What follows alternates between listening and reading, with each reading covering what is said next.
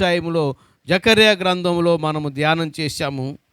మాలిన్యముతో మలిన వస్త్రాలు ధరించినటువంటి యెహోషువ ప్రధాన యాజకుడైనటువంటి వాడు, దేవుని బిడ్డలారా, దేవుని సన్నిధిలో నిలబడాలి అంటే, దేవుని సన్నిధిలో నిలుచోవాలి అంటే ఈ మలిన వస్త్రాలతో ఆయన ప్రవేశించలేడు. ప్రధాన యాజకుడు సంవత్సరానికి ఒక్కసారి మాత్రమే అతి పరిశుద్ధ స్థలములోనికి వెళ్ళి, దేవుని బిడ్డలారా, ప్రజలందరి యొక్క పాపముల నిమిత్తము ప్రాయశ్చిత్తము చేయవలసినటువంటి వాడు మొదటిగా తన కొరకును ఆ తరువాత ప్రజలందరి కొరకును చేయవలసినటువంటి వాడిగా ఉన్నాడు. ప్రత్యక్ష గుడారము వారి మధ్యలో ఉండటం వలన, దేవుని బిడ్డలారా, బలిపీఠమును మరియు ప్రత్యక్ష గుడారమును కూడా అపవిత్రమవును కనుక దానిని ప్రక్షాళన చేయటకు లేక పవిత్రపరచుటకు మరొక దానిని వధించవలసినటువంటి వాడిగా ఉన్నాడు. అట్లాంటి దేవుని సన్నిధిలోకి వెళ్ళే ప్రధాన యాజకుడే వెళ్ళలేనటువంటి పరిస్థితుల్లో మలనమైనటువంటి మాలిన్యముతో నిన్న వస్త్రాలతో నిన్నటువంటి పరిస్థితులలో అతడు ఉండగా దేవుడే ఆయనకు ప్రశస్తమైన వస్త్రాలను ధరింపజేసి ఉన్నాడు. దేవునికి స్తోత్రం. కనుక దేవుని సన్నిధిలో మనం నిలుచుంటున్నామంటే అది దేవుని కృపని జ్ఞాపకం చేసుకోండి. ఎంతమంది దేవుని వాక్యాన్ని గత వారము ధ్యానం చేశారు, చదివారా ప్రతి ఒక్కరూ? చూడండి, ప్రతి వారం నేను చెప్పుచున్నాను, ఎంత ఆలస్యమైనా సరే 1-2 నిమిషాలు కేటాయించండి అని చెప్పాను. వారానికి ఎన్ని నిమిషాలు లెక్కలేసి చెప్పాం. ఎన్ని నిమిషాలు? 10,860 నిమిషాలు. 10,860 నిమిషాలు దేవుడు గడిచిన వారమంతా నీకు ఇచ్చాడు. ఆ 10,860 నిమిషాలలో దేవునికి రోజుకు 2 నిమిషాలు ఇవ్వలేకపోయాం. అంటే 7 నిమిషాలంటే 7 రోజులంటే 7 రోజుల 14 నిమిషాలు ప్రభుకి ఇవ్వలేకపోయినావు. కానీ 10,860 నిమిషాలు మాత్రం నీ స్వార్థానికి వాడుకున్నావు. 1 నిమిషం కట్ చేస్తే ఏమవుతుందమ్మా కృపమ్మ గారు? 10,860 నిమిషాల్లో 1 నిమిషం దేవుడు కట్ చేస్తే ఏమవుతుంది? పైకి వెళ్తాం అంతేగా. 1 నిమిషం కట్ చేస్తే పోయినట్టేగా. చెప్పండి, పైకి వెళ్దామా కిందనే ఉందాం? ఉండదు. దేవునికి స్తోత్రం. చదువు వచ్చిన వాళ్ళైనా చదవాలి కదా, మరి చదివించుకోవాలి కదా.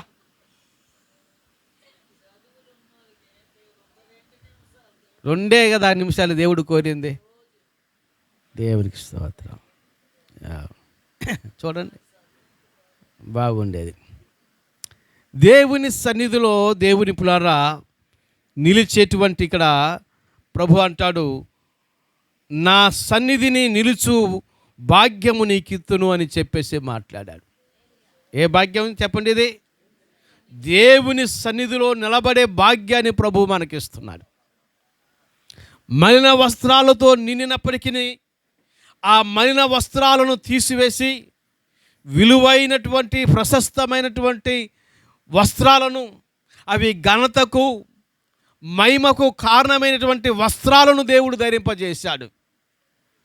ఏం వస్త్రాలు తెలుసండి ఇవి? మహిమకు ఘనతకు కారణమైన వస్త్రాలు దేవుడు మనకు ధరింపజేస్తున్నాడు. పట్టు వస్త్రాలు ధరిస్తుంటాం మనం. ఎందుకండి? పెళ్ళిళ్ళకి పట్టు వస్త్రం ధరిస్తారా, కాటన్ చీర ధరిస్తారా? మీరు ఏ చీర ధరించుకొని పోతారు? పట్టు చీర కట్టుకుని వెళ్తారు. ఎందుకని? ఆ పట్టు చీర ఘనత గొప్పతనానికి సూచన. అయితే మహిమ వస్త్రాలతో ఉన్నటువంటి మనలను దేవుడు ఏ వస్త్రాలతో అలంకరించాడంటే, మహిమను తీసుకొచ్చే, ఆయన మహిమను కనపరిచే వస్త్రాలను దేవుడు ఇచ్చాడు. ఘనతను తీసుకొచ్చి ఆ వస్త్రాలు ధరించి నిలబడితే నీకు ఒక గొప్ప ఘనతను దేవుడు నీకు ఇస్తాడు. అట్లాంటి విలువైన వస్త్రాలతో దేవుడు నిన్ను అలంకరింపజేస్తే, ఆయన సన్నిధిలో నిలబడే భాగ్యాన్ని ప్రభువు నీకు ఇస్తే, నీవు ఆయన సన్నిధిలో నుండి పారిపోతూ ఉన్నావు. యోనా కూడా ఏం చేశాడు? దేవుని సన్నిధిలో నుంచి పారిపోవాలని చూశాడు. నానా అవస్థలు పడవలసి వచ్చింది. తిమింగలం మింగేసింది యోనాని. ఎటుపోయాను అనుకున్నాడో మరి తిమింగలం లోపలికి పోయేసరికి. దేవునికి స్తోత్రం. దేవుని బిడ్డలారా, చచ్చినట్టుగా మరలా దేవుడు నినివేకి వచ్చినట్లుగా చేశాడు. దేవునికి స్తోత్రం. ఆయన సన్నిధి నుండి మనం ఎక్కడికి పారిపోలేము. దేవుడు అంటున్నాడు, నా సన్నిధిలో నిలుచునే భాగ్యాన్ని నేను మీకు ఇస్తాను. యెహోషువ మరియు అతని సహచరులు, అతనితో పాటు ఉన్నటువంటి యాజక బృందము ఆయన అంటారు, మీరు సూచనలుగా ఉన్నారు. ఎవరికి అంటే, రాబోయే చిగురికి మీరు సూచనలుగా ఉన్నారు. రాబోయే చిగురు ఎవరు? ఈరోజు మనకు తెలుసు, ఆ రోజు వాళ్ళకి తెలియదు. చిగురట, చిగురు రాబోతుంది, ఓ కొమ్మ రాబోతుంది. ఎవరా కొమ్మ అని చూశారు. యెషయా కూడా ప్రవచించాడు. యెషయా ముద్దు నుండి చిగురు పుట్టును అని చెప్పేసి యెషయా ప్రవక్త ప్రవచించాడు. ఇర్మియా ప్రవక్త ప్రవచించాడు. నీతి అనే చిగురు పుట్టును అని చెప్పేసి మాట్లాడాడు. దేవుని బిడ్డలారా, ఆయనను సూచించుచున్నారు యెహోషువ ఆయనకు అనుచరులు, సహచరులు. ఏంటి కారణం అంటే, యెహోషువ ఏం చేస్తాడు? ప్రజలందరి పక్షాన పాప పరిహార్థ బలిని అర్పించేటువంటి వాడు. ప్రజల పాపాలు కడిగివేయబడినట్లుగా దేవుని బిడ్డలారా, యెహోషువ ఆ బలి కార్యక్రమమును సంవత్సరానికి ఒక్కసారి చేసేటువంటి పనిలో ఉన్నాడు. అయితే నీతి చిగురు వచ్చినప్పుడు, చిగురు అనేటువంటి ఆ సేవకుడు వచ్చినప్పుడు, ఇక సంవత్సరాలుగా ప్రతి సంవత్సరం చేసే పని లేకుండా ఒకే దినమున అందరి దోషములను పరిహరించినట్లుగా ఆయన కలువరి శిలువలో ప్రాణం పెట్టి ఉన్నాడు. దేవునికి మహిమ కలుగును గాక.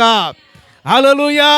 ఈ యెహోషువ అయితే తనను తాను పరిశుద్ధపరచుకోవాల్సినటువంటి వాడిగా ఉన్నాడు. కానీ యేసు తనను తాను పరిశుద్ధపరచుకోవాల్సినటువంటి అవసరం లేదు. ఎందుకంటే ఆయన అతి పరిశుద్ధుడైన దేవుడు. ఆయనలో పాపము లేదు, ఆయనలో మలినము లేదు, మలిన వస్త్రాలు ఆయన ధరించలేదు. మహిమ వస్త్రాలు కలిగినటువంటి వాడు, మహిమ స్వరూపి అయినటువంటి దేవుని బిడ్డలారా, దాసుని స్వరూపము ధరించి దీనుడై లోకానికి వచ్చాడు. ఎందుకో తెలుసా? నీ మలిన వస్త్రాలను తొలగించి ప్రశస్తమైన వస్త్రాలు నీకు ధరింపచేసి దేవుని సన్నిధిలో నిలిచి ఉన్నట్లుగా దేవుడి లోకానికి వచ్చాడు. ఏం చేయాలి నువ్వు ఇప్పుడు? ఏం చేయాలి నువ్వు? దేవుని సన్నిధిని ప్రేమించాలి. చెప్తున్నారా? ఏంటంటే ఏం ప్రేమించాలి? దేవుని సన్నిధిని ప్రేమించాలి. నేను దేవుని సన్నిధిలో నిలిచి ఉండాలి. నేను దేవుని సన్నిధిలో ప్రతి వారము నేను కనిపించాలని గొప్ప సమర్పణ మనం చేసుకోవాలి. దేవునికి స్తోత్రం. అప్పుడు నేను ఎవరికి ఫోన్ చేయవలసిన ఉండదు, ఎవరిని బ్రతిమలాడవలసినటువంటి అవసరం లేదు. నేను ఒక సిస్టరు పర్మిషన్ తీసుకుంటా ఉంది. పాస్టర్ గారండి, నేనేం ఫంక్షన్కి వెళ్ళాలి. వెళ్ళమ్మా, దానికి నేనేం అడ్డుపడతానా? నేను కాదంటే ఉంటారా మీరు? పోనీ. దేవుని బిడ్డలారా, ఇంతకంటే గొప్ప ఫంక్షన్ ఏమైనా ఉందా? ఇంతకంటే ప్రేమ విందు ఎక్కడైనా ఉందా? మన శత్రువైన సాతాను ఎదుట ఆయన సిద్ధపరిచిన బల్ల ఇదే. దేవుని బిడ్డలారా, తన శరీరాన్ని ఎరచి ముక్కలుగా చేసి దేవుని బిడ్డలారా మన ఎదుట పెట్టాడు. పరిశుద్ధ రక్తము కలిగినటువంటి ప్రభువు యవన రక్తమును మన కొరకు ఒక్క చుక్కైనా కూడా దాచుకోకుండా ఆఖరి బొట్టు వరకు కార్చాడు. హల్లెలూయా. దీనిని భుజించకుంటగా, ఈ అమూల్యమైన రక్తమును తాగకుంటగా దేవుని బిడ్డలారా మన జీవితాలను, మన సమయాలను వృధా పరచుకోవడానికి వీలు లేదు. గడగడ వణుకుచు ఆయన యొక్క బలలో మనము పాలు పొందాలి. పరీక్షించుకోకుంటగా, పరిశీలన చేసుకోకుంటగా, ఆషామాషిగా ఏదో పాస్టర్ గారు ఇస్తున్నారు కదా నేను తీసుకుంటానని దేవుని బిడ్డ నువ్వు భ్రమపడి తీసుకుంటే నష్టపోతావని దేవుని వాక్యం తెలియజేస్తుంది. ఏమని చెప్తుంది? అనేకులు బలహీనులయ్యారు. ఎందుకంటే సిద్ధపాట్లు లేకుంటగా, సమర్పణ లేకుంటగా, ఇది ప్రభు శరీరం అని, ప్రభు రక్తమని భయపడకుంటగా, పశ్చాత్తాపడకుంటగా, పాప క్షమాపణ పొందకుంటగా, సమాధాన పడకుంటగా ఎట్లా పడితే అట్లా తీసుకుంటే ఏమైపోతున్నారట? రోగులైపోతున్నారు. రోగాలు ఎందుకు వస్తున్నాయి? దేవుని బిడ్డలారా, చాలామంది బలహీనులైపోతున్నారు. బాగానే ఉంటారు చూడటానికి, కానీ ఏమైపోతారంటే శరీరంలో ఉడుకు తగ్గిపోతే బలహీనమైపోతారు. ఏంటి? ప్రభు బల అంటే భయము లేకుంటగా విచ్చలివిడితనము, భయము లేనటువంటి తనము. అలా తీసుకోవడానికి వీలు లేదు. ఇంకా చాలామంది దేవుని బిడ్డలారా పరిశుద్ధపరచకుంటగా, పవిత్రత లేకుంటగా, దేవుల్లో నిలిచి ఉండకుంటగా తీసుకోవట కారణం చేత కొంతమంది నిద్రించున్నారు. అంటే పోయారు, పైకి వెళ్ళిపోయారు. జాగ్రత్తగా తీసుకోవాలా. జాగ్రత్త లేకుండా తీసుకుంటే ఏమైపోతావు? టికెట్ కొట్టినట్టే. చెప్పడానికి వినడానికి నవ్వులాటగా ఉంటుంది, కానీ అంత సీరియస్గా తీసుకోవాలి. దేవునికి స్తోత్రం, హల్లెలూయా. దేవుని బిడ్డలారా, ప్రభు అంటున్నాడు, నా సన్నిధిని నిలిచే భాగ్యము నేను వారికి ఇతను. ఆయన సన్నిధిలో నిలబడటం దేవుని బిడ్డలారా ఎంత గొప్ప ధన్యత మనకి. ఆయన సన్నిధిలో నిలబడి దేవుని బిడ్డలారా విజ్ఞాపన చేయటము ఎంత గొప్ప ధన్యత మనకు.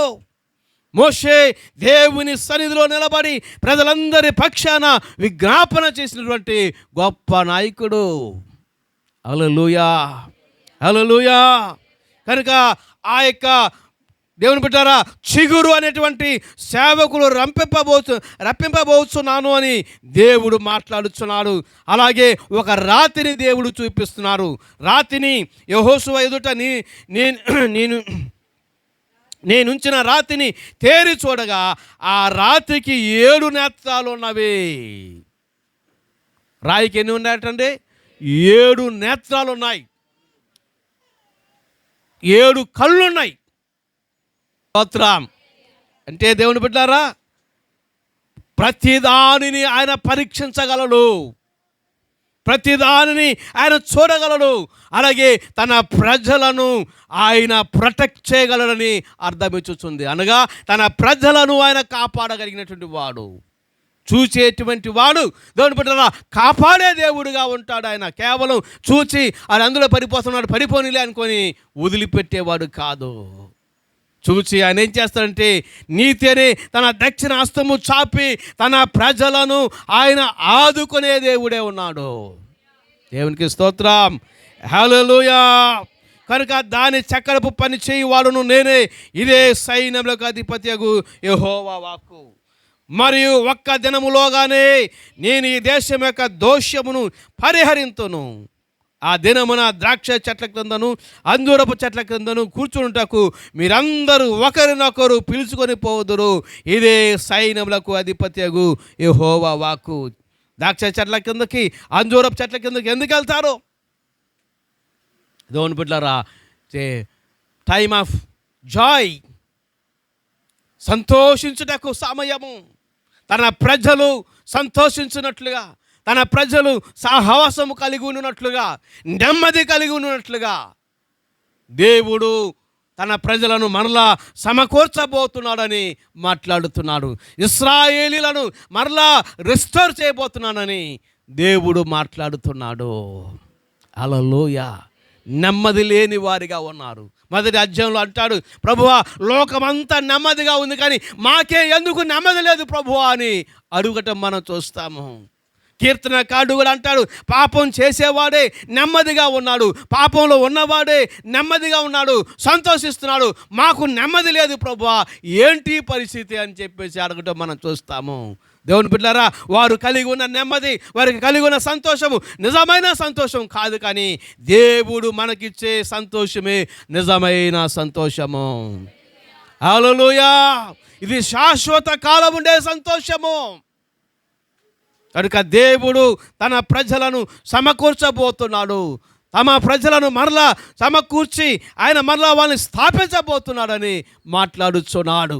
అంతేకాదు దేవుని బిడ్డలారా, పాపములో శాపములో నెమ్మది లేని ప్రజలకు దేవుడే సమాధానమును నెమ్మదిని అనుగ్రహించబోతున్నాడు తన సేవకుడైన చిగురు ద్వారా. కనుక ఈరోజు మనం ఉన్నామంటే ఆ చిగురు అన్నటువంటి ప్రభువు, ఆయన సేవకుడు, ఆయన రావటం వలన ఈరోజు మనం ఆయన సన్నిధిలో చేరి ఉన్నాం. ఇదే దేవుని బిడ్డ మనకు కలిగిన గొప్ప భాగ్యం. ఆయన సన్నిధిలో నిలిచినే భాగ్యం ప్రభు మనకి ఇచ్చాడు. లోకంలో తిరగక, వ్యర్థంగా మన జీవితాన్ని పాడు చేసుకోక, పాపంలో శాపంలో పడి నశించిపోకుండా ఆయన సన్నిధిలో నిలిచే భాగ్యాన్ని ప్రభువు నీకు ఇచ్చాడు. ఏం చేయాలి నీవు? ఏం చేయాలి? ఆయన సన్నిధి అంటే ఆరాటపడాలి. ఆయన సన్నిధికి రావటం అంటే దేవుని బిడ్డలారా ఉత్సాహంతో కోరాహు కుమారుల వలె పరిగెత్తుకొని రావాలి దేవుని సన్నిధికి. హల్లెలూయా. అంతేకాని దేవుని బిడ్డలారా ఈ లోకానికి అలవాటు పడితే, ఈ లోక సంబంధమైన పాపానికి, ఈ యొక్క రుచులకు అలవాటు పడితే ఆత్మీయత దేవుని బిడ్డలారా తగ్గిపోతుంది. ప్రభు ఎడల మనము రుచి లేని వారిగా మనమైపోతాం. ప్రభు పట్ల శ్రద్ధ ఉండదు. ఇక ఒక్కసారి కనుక మనము పాపం వైపుకు ఆకర్షించబడి పాప సంబంధమైన వాటికి మనం అలవాటు పడి ఆ యొక్క రుచిని మనం మరిగితే ఆత్మీయ రుచి తగ్గిపోతుంది. వాక్యానికి, దేవుని సన్నిధికి మనము దూరం వెళ్ళిపోతూ ఉంటాము తెలియకుండానే. పాపం ఎలా ఉంటుందంటే మొదట రుచికరంగానే ఉంటుంది, మొదట సంతోషంగా అనిపిస్తుంది, మొదట ఆనందంగా అనిపిస్తుంది. కానీ దాని అంతం ఏంటంటే నాశనము, మరణము. పాపం వలన వచ్చు జీతం ఏంటి? మనం బాగా చెబుతాం కానీ దాన్ని మాత్రం విడిచిపెట్టాం. మనం దానిలోనికి నడిపించే ఆ స్నేహితుని, పాత స్నేహితుని మాత్రం నువ్వు బయట ఉండరా వస్తానని చెప్పేసి వాడిని బయట ఉండి వస్తాము. ఎందుకంటే వాళ్ళు రాలేడు కదా లోపలికి. నువ్వు తీసుకొస్తే వాడు కూడా వస్తాడేమో. మరి ఎవరికి స్తోత్రం, హల్లెలూయా. కనుక దేవుని బిడ్డలారా ఆయన సన్నిధిలో నిలుచునే గొప్ప ధన్యతను ప్రభువు నాకు ఇచ్చాడు. నా మలిన వస్త్రాన్ని తీసివేసి ప్రశస్తమైన వస్త్రాన్ని నాకు ఇచ్చాడని నీ రక్షణను జాగ్రత్తగా కాపాడుకొనొచ్చు. కృప వెంబటి కృప పొందుతూ దేవుని సన్నిధిలో మనం ముందుకు సాగాలి. హల్లెలూయా. చూడండి 4వ అధ్యాయంలోకి వెళ్దాం. 4వ అధ్యాయంలో మరికొన్ని విషయాలు మనం ధ్యానం చేసుకుందాం. చూడండి 4వ అధ్యాయం చూద్దాం. నాతో మాట్లాడుచున్న దూత తిరిగి వచ్చి నిద్రపోయిన ఒకని లేపినట్లు నన్ను లేపే. హే లేగో అని చెప్పేసి లేపేసేసాడు. దేవుని దూత వచ్చి లేపేసేసాడు. ఇక నిద్ర పట్టుద్దా చెప్పండి? మనకు చిన్న సప్పుడైతేనే నిద్ర రాదు అంటే ఇక దేవుని దూత వచ్చి లేపితే మనకు నిద్ర పట్టుద్ది అంటారా? చెప్పరేంటండి? కొన్ని రకాలు ఉంటాయి. దేవుని దూత వచ్చినా లెగిసే రకాలు ఉండవు. లెగిసే వాళ్ళు ఉండరు. దేవుని దూత వచ్చి పిలుస్తున్నా కానీ ఆదమరిసి నిద్రపోయే రకాలు. దేవునికి స్తోత్రం. బిలాముకి తెలిసిందండి, పట్టబగలే కదా. బిలాము నిద్రపోయాడా? గాడిదెక్కి పోతున్నాడు అనమాట. దేవుని ప్రజలను దూషించడానికి డబ్బులు తీసుకొని దేవుని ప్రజలను శపించడానికి పని కొట్టుకొని వెళ్ళాడు గాడిద మీద. ఆ గాడిద చూసింది దేవుని దూతను, కానీ ఈ మనుషుడు చూడలే. అంటే ఒక్కోసారి మనకంటే గాడిదే నయం. మనం తిడతాం ఎవరు గాడిద అంటే, వాడు గాడిద కంటే కూడా ఈనుడు అన్నమాట. దేవునికి స్తోత్రం. యజమాని ఏం చేస్తాడంటే, ఏంటే గాడిద నీకేం పుట్టిందే, ఏ రోగం వచ్చింది నీకు, రోజు ఎటంటే అటు వచ్చేదాన్ని, ఇప్పుడు ఏంటి కదలటాలి, ముందు నడవేంటి అని చెప్పేసి దాన్ని కొడుతుంటే, అప్పుడు దేవుడు ఏం చేశాడంటే గాడిదకు స్వరం ఇచ్చేశాడు. యజమాని కళ్ళు తెరిచి చూడు, నా ఎదుట కత్తి దూసి దూత నిలబడ్డాడు, నేను ఎలాగలను, ఇద్దరం అయిపోతామని చెప్పేసరికి ఆడికి అప్పుడు కళ్ళు తెరుచుకున్నాడు బిలాము. దేవస్థానం అప్పుడు కళ్ళు తెరుచుకున్నాడు. అసలు దర్శనం పోయింది. ఏమైందండి? దేవుడు తనకిచ్చేటువంటి ఆ దర్శనం పోయింది. ఇక భ్రష్టుడైపోయాడు. ఇక్కడ జకర్యా నిద్రపోతుంటే దేవుని దూత వచ్చి తట్టి, లే, దేవుడు నీకు చూపించబోతున్నాడు, లే అని చెప్పేసి మాట్లాడుతున్నాడు. చూస్తారా దేవుడు మాట్లాడేది? మీకు ఏమి కనపడుతున్నది అని అడుగగా, నేను సువర్ణమయమైన దీపస్తంభమును, దాని మీద ఒక ప్రమిదెయును, దీపస్తంభమునకు 7 దీపములను, ఈ దీపానికి 7 గొట్టములను నాకు కనబడుచున్నవి. హల్లెలూయా. మీ చర్చి గ్రూపులో, మన చర్చి గ్రూపులో పెట్టాను, చూడగలిగిన వారు దాంట్లో ఫోన్లో చూడండి, లేకపోతే దీంట్లో చూడండి. ఆయన చూచిన దర్శనం కనపడుతుందా? అందరికి కనపడుతుందా? ఏం కనపడుతుంది మీకు? పోనీ అయ్యా దీపాలే కనపడుతున్నాయా? ఏం కనపడలే. ఇంకా అటొకటి ఇటొకటి ఒలీవ చెట్లు ఉన్నాయి. మధ్యలో ఏముంది? దీపస్తంభం. ఇది దీపస్తంభానికి ఎన్ని దీపాలు ఉన్నాయి? 7 దీపాలు ఉన్నాయి. మధ్య దీపానికి పైన ఏముంది? ఒక పాత్ర, ప్రమిద ఉన్నది. దేవునికి స్తోత్రం. చర్చి గ్రూపులో అందుకని షేర్ చేస్తాను కనుక నేను గ్రూపులో పెట్టాను. చూడండి ఎంత తేటగా, చూడండి దీపస్తంభము కనబడుతూ ఉందో చూడండి. 2 అటుపక్క ఇటుపక్క 2 ఒలీవ చెట్లు మనం చూస్తున్నాం. ఆయన నీకేం కనబడుతుందంటే చెప్పారనమాట, 7 దీపములను, దీపమునకు 7 గొట్టములను కనబడుచున్నవి, మరియు 2 ఒలీవ చెట్లు దీపస్తంభమునకు కుడి పక్కను ఒకటి, ఎడం ప్రక్కను ఒకటి కనబడుచున్నవని చెప్పాడు. నా ఏలినవాడా, ఇది ఏమిటని నాతో మాట్లాడుచున్న దూతను అడిగాను. జకరియా ఏమంటున్నాడో తెలుసా? నా ఏలినవాడా అంటున్నాడు. అంటే నా యజమానుడా, ఇది ఏంటి? ఎంత భయము, ఎంత గౌరవము, ఎంత భక్తి! దేవుని సన్నిధి అనగా, దేవుని దర్శనం అనగా, దేవుని దూత ప్రత్యక్షమనగా ఎంత భయముతో వినయంతో మాట్లాడుచున్నాడు. మాకు కూడా అట్లాగే దేవుని దూతలు కనబడితే మాట్లాడతామండి. దీపస్తంభం ఎప్పుడు చూడలేదా? ఈ దీపస్తంభాన్ని ఎప్పుడు చూడలేదా? ఒలీవ చెట్టు మీకు తెలియదా? మీరే చెప్పారు కదా దీపస్తంభం అని. అంటే బిడ్డలారా, అది దీపవృక్షమని తెలుసు, 2 పక్కల ఒలివ చెట్లు ఉన్నాయని తెలుసు. కానీ ఏంటి దీని భావం? నాకు ఎందుకు చూపిస్తున్నావు? అది ఆయన అడుగుతున్న అర్థం. దేవునికి స్తోత్రం. హల్లెలూయా. మన ప్రభువు దేవుని బిడ్డలారా మనతో పలు విధాల మాట్లాడేటువంటి వాడు. దర్శనముల ద్వారాను, కళల ద్వారాను, వాక్యము ద్వారాను, సేవకుల ద్వారాను, దేవుని బిడ్డలారా ఆయన పలు విధాల ఆయన తన సంఘముతో, తన ప్రజలతో ఆయన మాట్లాడే దేవుడే, కానీ మౌనంగా ఉండేవాడు కాదు. హల్లెలూయా. నా ఏలినవాడా, ఏంటిది?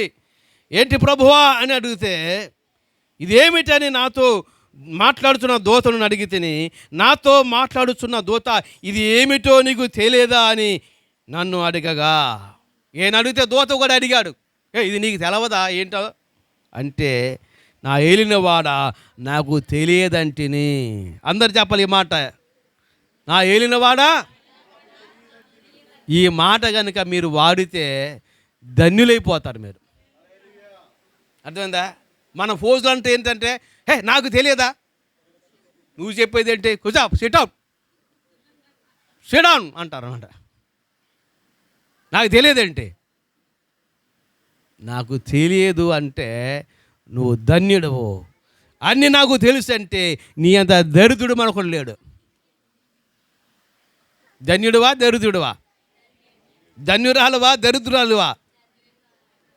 మీకు మీరే చెప్పుకుంటున్నారు. దేవునికి స్తోత్రం. ఏమన్నాలే? దేవుని దూత అడగానే నాకు అర్థం కాలేదయ్యా, నాకు తెలియదయ్యా అన్నాను. మనకు తెలియకపోయినా కానీ మనం కొన్నిసార్లు ఏం చేస్తామంటే తెలిసినట్టుగా నటిస్తాం అన్నమాట. తెలియదంటే ఎక్కడ పరువు పోద్దు అని. ఈ పరువు ఒకటి మధ్యలో, ఈ పరువు కోసమే మనం బ్రతుకుతున్నాం చాలామంది. పరువు పోతే ఎవరైనా మంచి పట్టేసుకో, బయటికి పోతే పరువు పోద్ది, ఎవడేమండు. కానీ మనము పరువు కోసం బ్రతుకుతున్నాం. దేవుని బిడ్డలారా, పరువు కోసం కాదు, ప్రభువు కోసం బ్రతకాలి. ప్రభువు కోసం నిందలైనా సరే మనము భరించాలి. హల్లెలూయా. కనుక దేవుని దూత అడగగా అప్పుడు అతడు నాతో ఇట్లా నేను జెరుబ్బాబెలునకు ప్రత్యక్షమగు యెహోవా వాక్కు ఇదే, శక్తి చేతనైనను బలము చేతనైనను కాక నా ఆత్మ చేతనే ఇది జరుగునని సైన్యములకు అధిపతి అగు యెహోవా సెలవిచ్చుచున్నాడు. దేవునికి స్తోత్రం చెప్పండి. హల్లెలూయా, హల్లెలూయా. జెరుబ్బాబెలు, ఇది శక్తి చేత కాదు, బలము చేత కాదు. నీకున్న తెలివి, నీకున్న జ్ఞానము, నీకున్న బలము, నీకున్నటువంటి బంధు బలగము, రాజకీయ పలుకుబడి ఇవేవి కాదు, కానీ నా ఆత్మ ద్వారానే ఇది జరుగుతుందని దేవుడు మాట్లాడుచున్నాడు. ఒలీవ చెట్లు, దేవుని బిడ్డలారా, కొందరు చెప్పేటువంటి విషయం అనగా అది యెహోషువ జెరుబ్బాబెలుకు సాదృశ్యంగా ఉన్నదని కొందరి అభిప్రాయము. మరికొందరి అభిప్రాయం ఏంటంటే ఆల్రెడీ హగ్గయి ప్రవచించాడు, ఇప్పుడు జకర్యా ప్రవచించుతున్నాడు కనుక హగ్గయి జకర్యాకు సూచనలుగా ఉన్నాయని మరికొందరి అభిప్రాయం.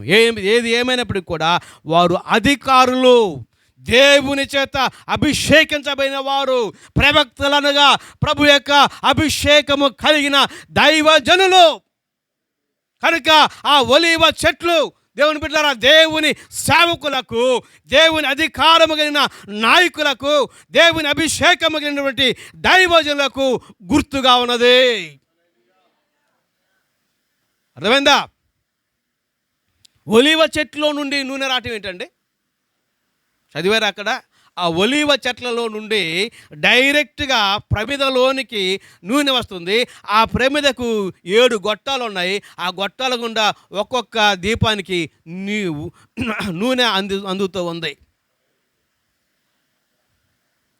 గింజలు తీసి గింజలను గానుగలు వేసి అది ఆడిస్తే కానీ నూనె రాదు. ఇదేంటి డైరెక్ట్గా చెట్టుకే కట్టేశారు, తాటికలు వచ్చినట్టుగా. కాబట్టి తాటి చెట్టుకి ముంతకు పెడితే ఏమొస్తుంది? కళ్ళు వస్తుంది. కానీ ఒలీవ చెట్టుకి ముంత కడితే వస్తుందా? మానవ అతీతమైన కార్యము, మానవ అతీతమైనది దైవ అభిషేకము. దేవుని అభిషేకము, దేవుని బిడ్డలారా, మానవుని వల్ల కలిగేది కాదు, మానవులు ఇచ్చేది కాదు. దేవుడే అభిషేకించాలి, దేవుడే మన పైన కుమ్మరించాలి. హల్లెలూయా. ఇక్కడ దీపవృక్షము 3 విషయాలకు సాదృశ్యంగా మనం చూడవచ్చు. ఇశ్రాయేలులకు సాదృశ్యంగా ఉన్నది దీపవృక్షము. అలాగే దేవుని బిడ్డలారా, క్రీస్తుకు సాదృశ్యంగా దీపవృక్షము ఉన్నది. మరియు ప్రకటన గ్రంథంలో చూస్తే 7 ఆత్మలు కలిగిన వాడు, 7 నక్షత్రాలను పట్టుకున్నటువంటి వాడు 7 దీపస్తంభాల మధ్య సంచరించుతున్నాడని మనం చూస్తాం. అనగా సంఘానికి సాదృశ్యంగా మనము దీపవృక్షాన్ని చూస్తున్నాం. ఈ దీపవృక్షము ఏమవుతుండాలి? వెలుగిస్తూ ఉండాలి. వెలుగిస్తూ ఉండాలంటే ఏం కావాలి? నూనె కావాలి. నూనె అనగా పరిశుద్ధాత్మ అభిషేకము. నీకు అభిషేకం ఉంటే, నీలో దేవుని అభిషేకం ఉంటే లోకానికి వెలుగునిస్తావు. లోకంలో పడిపోయిన వారిని వెలుగులోనికి నువ్వు నడిపిస్తావు. పాపంలోనికి నువ్వు నడిపించవు, పాపము చేయటకు ప్రేరేపించవు, పాప సంబంధమైన క్రియలు నీవు చేయవు. పాపంలో ఉన్నవాని సైతము నీవు గద్దించి ధైర్యంగా బోధించి దేవుని వెలుగులోనికి నువ్వు తీసుకురాగలవు. హల్లెలూయా. దేవుని సంగమా, పెంతెకోస్తు దినమందు మనమందరము ఆయన ఆత్మను పొందుకున్నటువంటి వారమే. సంఘము పైకి పరిశుద్ధాత్మ దేవుడు కుమ్మరించబడ్డాడు. హల్లెలూయా. కనుక ఆయన అధికారము కలిగిన బిడ్డలుగా, ఆయన అధికారం కలిగిన సేవకులుగా, ఆయన అధికారం కలిగినటువంటి విశ్వాసులుగా మనము దేవుని సంఘములో పరిచర్య చేయవలసినటువంటి వారిగా ఉంటున్నాము. దేవునికి మహిమ కలుగును గాక.